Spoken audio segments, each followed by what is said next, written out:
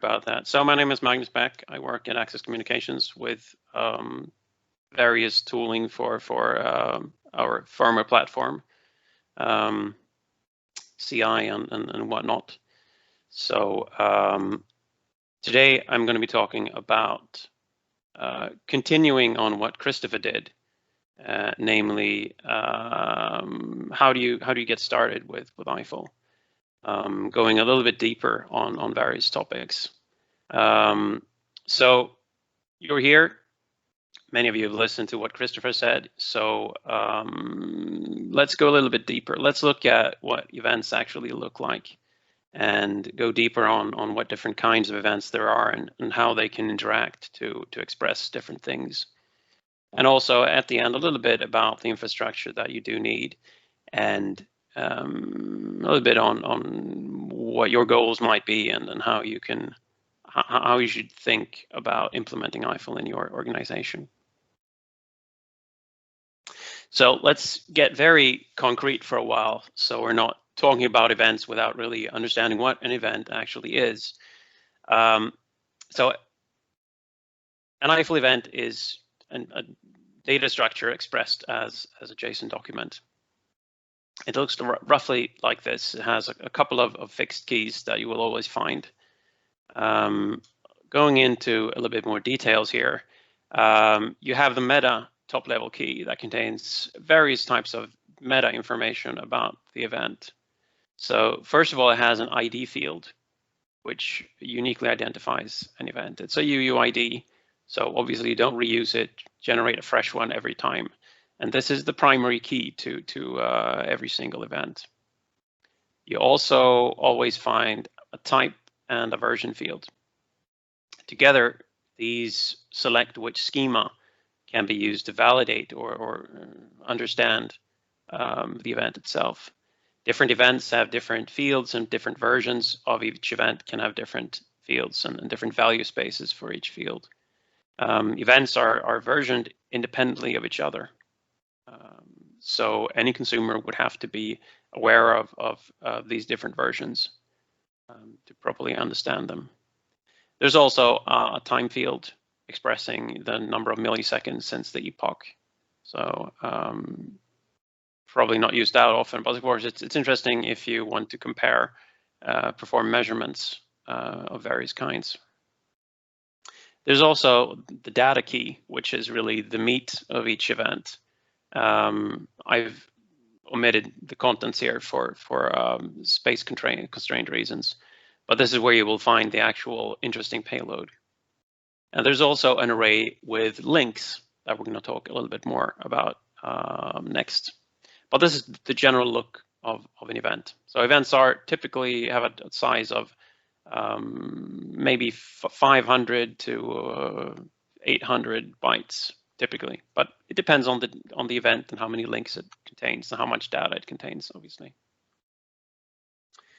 So this is what an event with a single link could look like. A link has two properties. You have the target, which is the ID of the event being pointed to. And the second property is the type, which describes what is the nature of the relationship, what kind of relationship is it. And so links are used to describe relationships between different events. So that's why we need also a type. So this would then point to this other event that has the ID in the target field, AD064DD7. So the target of a link directly corresponds to the meta.id attribute of another event. And we'll use this notation with an arrow and a label on the arrow to describe the type of the link, so the relationship. And we're gonna have lots of events and arrows in this presentation. So just giving a few examples of the kind of events that frequently occur. So cause is a common one. It describes why was a particular event sent. For example, an activity started because a test suite was successful, or we started a test activity because an artifact was built. You can construct such relationships between pretty much any pair of Eiffel events. Another commonly used link type is the context link, which describes some kind of context that the source event was part of.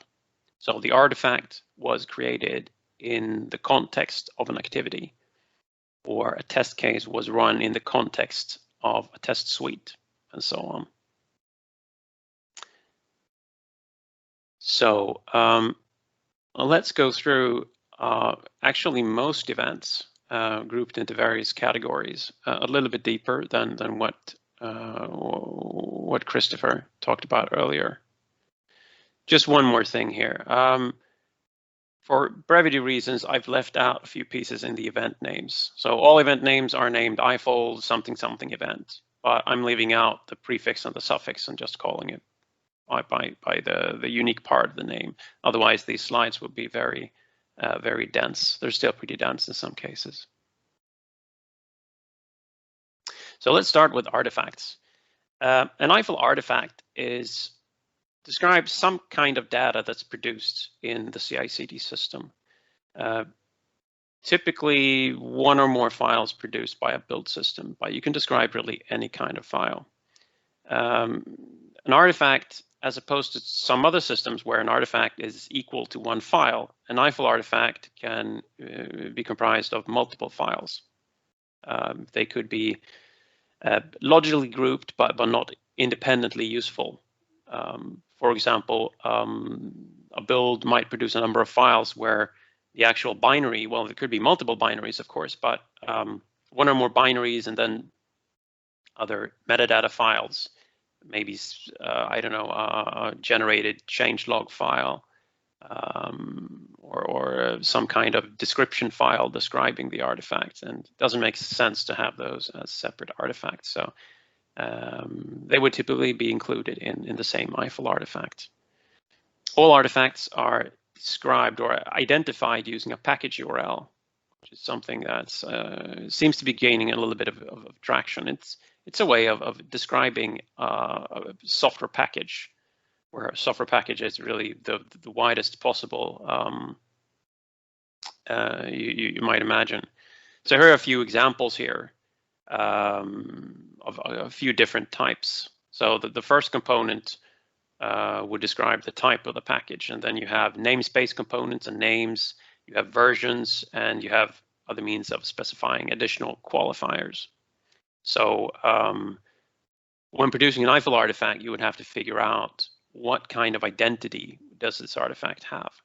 Depending on the artifact, this might be very easy or a lot more difficult. It depends a little bit. Sometimes artifacts produced in sort of real world pipelines don't necessarily map to the existing types available in predefined in the package URL. But that should be fine. So there are 3 available artifact events. I'm going to leave one of them out for now and just talk about these 2 main ones. So the first thing that happens is that you would send an artifact created event, which describes what was created here. It includes the identity, the package URL, and not necessarily that much else, but usually you would include the names of the files that are part of the artifact. Mostly relevant, of course, if there are many files, and those files can also have tags and some other attributes, which would help a consumer to decide whether it's something they're interested in, and if so, which file from the artifact would be interesting. The artifact created doesn't necessarily describe how you would obtain the artifact. Sometimes the package URL does contain enough information to be able to fetch the artifact, but that's really more a side effect. Normally, you would instead use one or more artifact published events to describe that the artifact has been published somewhere and it's available for download, typically HTTP, but any valid URI would work. So the artifact published event has an artifact link to the artifact created event. You could definitely send multiple artifact published events for a single artifact creation if, for example, you would publish the artifacts files in multiple locations. If you have a multi-site environment where files are replicated, you might send the first artifact published almost immediately when the files are available on the origin site. They would be then perhaps asynchronously copied to other sites, and then you can send additional artifact published events that describe that now this artifact is available in Toronto or whatever your site might be called. So that's the division between those events. Secondly, moving on to activities. So an Eiffel activity describes something that's taking place. That's pretty generic. Activities themselves don't really carry much meaning usually, but they are useful containers for other kinds of Eiffel entities, typically artifacts and test executions, but could be other things as well. So just like in real life, just doing something usually isn't that useful. It's what you produce, what you attain, that's really useful. However, activities do they can carry some meaning. They can contain or reference logs of what was done, for example. So they're still useful, and especially if you want to visualize what's going on. Activities are quite useful. So the first thing that happens in the life of an activity would be the activity triggered event. It would indicate the name of the activity, any triggers. In other words, why was this activity triggered? Was it triggered by an artifact creation? Was it triggered by the completion of a test? Was it triggered by another activity maybe? So it typically contains a cause link to some other event. You could also, doesn't necessarily have to be triggered by an event. It could be triggered by a user manually. It could be something scheduled like a cron job, and you can indicate that as well. The activity trigger itself doesn't indicate that something is being done. It's just that the activity was triggered. So the next thing that would happen would be the activity started event. That actually indicates the start of whatever is being done. That event links to the trigger event through an activity execution link. And the activity started event would contain attributes with the URI of the activity. Not necessarily applicable, but in many cases it is. That URI could, for example, allow users to interact with the activity, abort it, look at the logs, or check the progress, or whatever. It also contains the live logs. In other words, the log of the currently executing activity. Those URIs aren't necessarily valid after the activity has finished. When it does finish, an activity finished event is sent. That contains the persistent logs. In other words, logs that are valid past the lifespan of the activity. They might be uploaded to some kind of persistent storage, Amazon S3 or Artifactory or something else. It also indicates the outcome of the activity.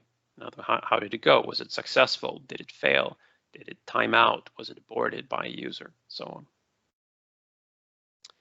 And if we imagine a timeline running from the top of the slide to the bottom, we can look at the times of these events to figure out the queue time and the execution time, because the difference between the triggering and the actual start could be thought of as the queue time or the latency or whatever similar term is applicable in your case, while the difference between the start of the activity and the finish event would of course be the actual execution time of the event.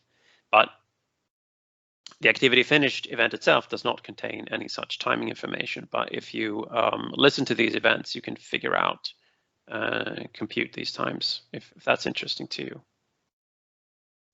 And to show a little bit on how this can actually be used, an artifact creation, for example, if you have a build that builds an artifact, you would have your artifact created event link to the containing activity to its activity triggered event through a context link. Thereby, someone looking at the artifact can follow the links to see what other artifacts was produced by this by the same build. What did the logs look like for the build and so on. So compositions. An Eiffel composition is a way of grouping artifacts, source changes, or other compositions into multi-level compositions. It's a grouping functionality. Compositions have names and optionally versions. Versions doesn't always apply, but you must specify a name that hopefully describes the composition in a useful way. Artifacts use compositions to indicate what they were created from. So thinking back to the earlier slide, an artifact creation would point to the activity in which was created, but also what was the source of this artifact. So for example, like this, then the bottom artifact creation would use a composition link to a composition defined event, which in turn groups two other artifacts. So this would indicate that two artifacts somehow are bundled together to create a third artifact.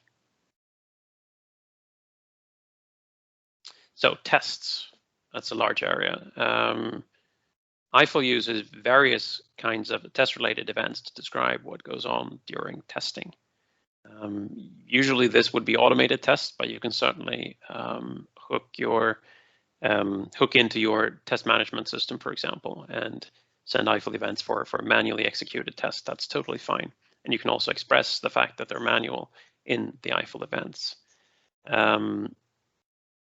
And you would also usually connect your test events to an activity, just like artifact creations. So this is the longest event name that we could possibly come up with: test execution recipe collection created, which defines that someone somewhere defined a recipe of a test execution. And consumers would then be able to pick that up and then start test execution. So the next thing that happens is the test suite started. So test suites wrap test cases, which is how things usually work. So that would link to the test execution recipe collection created event. And then you would have the triggering of a test case. So terminology here is similar to activities. You first get a trigger, and then you would add start and finish events, which we'll get to later. The test case triggered would have an IUtil link, so item under test, pointing to an artifact. In other words, what is the artifact we're actually testing in this test case?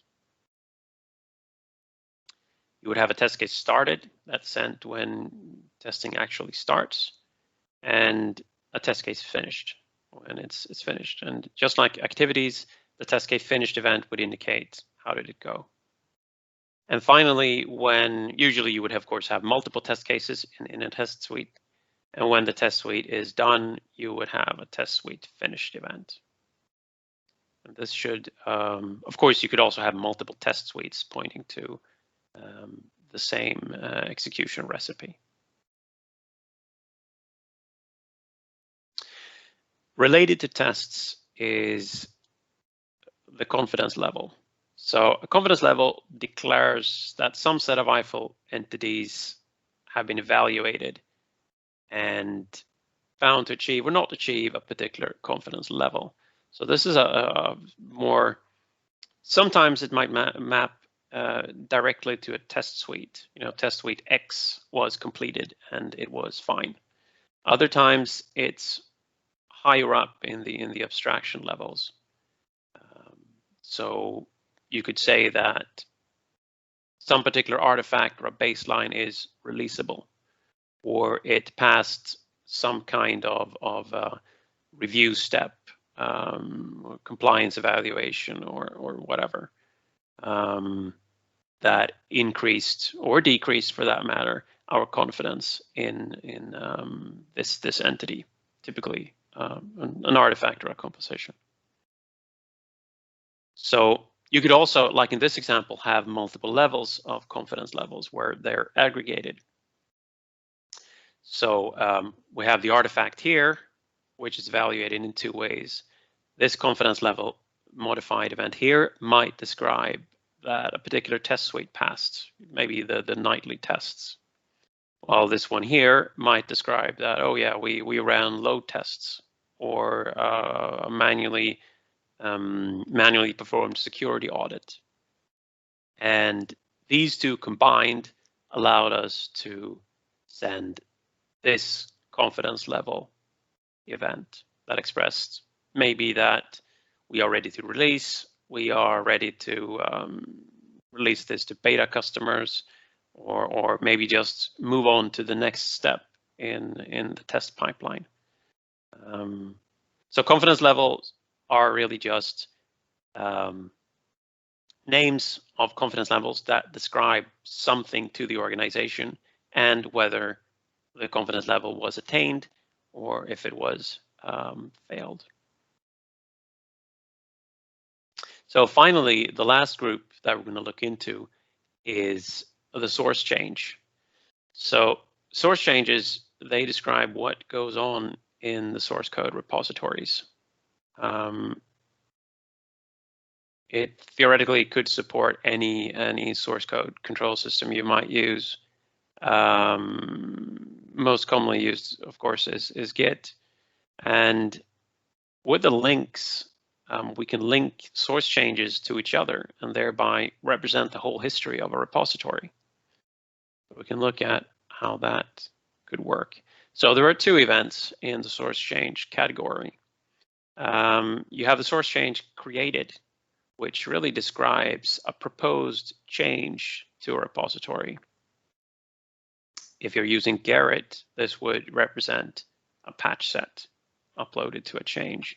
If you're using a pull request or merge request based workflow, this would probably be a commit in the pull request or merge request branch. So it's a proposed change. And when that change is accepted and merged to the main line, exactly what that means would depend a little bit on what tool you're using. But that activity would be represented by a source change submitted event that points to the change that was submitted. Now, to build the full history of the source code repository, you would of course have these events for every single commit, and the previous version links would then point back in history. This maps basically exactly to how Git works. And if you do this, you could build the whole history of your source code repository.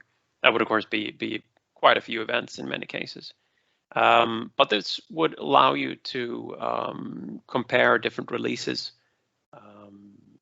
without actually talking without really having access to the source code repository. You could just follow the links in the giant Eiffel graph, if you would prefer to do so. So we're actually running a bit short on time here, or a bit more time than we needed. But the final part would be some considerations that you could take into account when actually implementing Eiffel in your organization. So Eiffel does promote decentralization. That's one of its key points. but you still need some common infrastructure for this to work. So number one would, of course, be the message broker. Theoretically, you could use any message broker, but RabbitMQ would be the typical choice. All existing software components that have been written to speak Eiffel are aimed at RabbitMQ. Today, there are other brokers or distributed logging systems like Kafka and Pulsar that are getting increasingly popular, and RabbitMQ is somewhat of a niche choice in many cases. If you do want to run something other than the RabbitMQ, but still want to take advantage of existing software components, you could definitely do so by setting up sort of cross-feed links between the broker you really want to use and sort of compatibility broker of RabbitMQ. Of course, you would have to make sure you don't get loops between those two brokers, because loops are bad. Number two is the event repository. And hopefully we're going to get a separate talk about event repositories tomorrow. So an event repository is a storage of all the events that have been sent. So you might wonder, well, why would you need that, since any actor in the system would listen to the bus and pick up messages as they arrive. That's true, yes, but events could be quite old, and components could start fresh. They might not have all the events they need cached. That would pose its own challenges. So it's very common for actors in the pipeline to look up past events, either because they need the data or just because they need to set the links in the events that they themselves emit. So there are three, I would say, main components to an event repository. The database itself. Typical choice would be a document database rather than a relational database. Both Ericsson and Access use in MongoDB, but there are other options, certainly. A graph database would probably be the best, certainly since, Eiffel describes a graph of events, so intuitively a graph database would make a whole lot of sense, but it depends a little bit on what kind of queries you're going to ask, whether that's beneficial. Secondly, you need some kind of service that listens to the bus and inserts the published events to the database and does so in a timely manner. And finally, you need some kind of access API to the event repository. You typically wouldn't want clients to connect directly to the database. So there are a few different options in that space that I hope we're going to be able to talk more about tomorrow. And finally, a component that technically you don't need it, but you probably want to have it anyway, and that's a role we call assisted publishing. We want it to be easy to publish events, and connecting to a RabbitMQ broker, having the Eiffel event schemas so you can validate the messages you send and so on. It's fairly expensive, especially if you only have like a small build script. And when you're connecting to a broker, you also need credentials that need to be kept secret and so on. So Eiffel RemRem Publish fulfills the role of assisted publishing. So it receives it's a REST API that receives a message through its API and publishes it to the broker. And it can also look up events in an event repository. So you yourself, or the code producing the event, doesn't have to have access to the event repository itself and be able to look up the IDs of other events that it needs to link to. So it's not strictly necessary, but it makes life easier when actually implementing things. So what are you going to use Eiffel for then? Well, before picking the goal, make sure you're able to produce all the events needed to build the graph. Somehow your goal is most likely something related to traceability. But since events link to other events, you need to make sure you have the whole chain in one go. And as mentioned in a previous presentation, you can't build everything at once. You have to build it gradually for various reasons. So you might want to be a little bit clever about the order in which you build things, because if you end up with something like this, where you implement these green boxes, since you don't have this box here, you won't be able to complete the graph and follow it all the way through. Now, these subgraphs, they could still be useful, of course, but you won't get the whole picture if sort of this is what you imagined. So you should probably be a bit clever there. And that was actually it.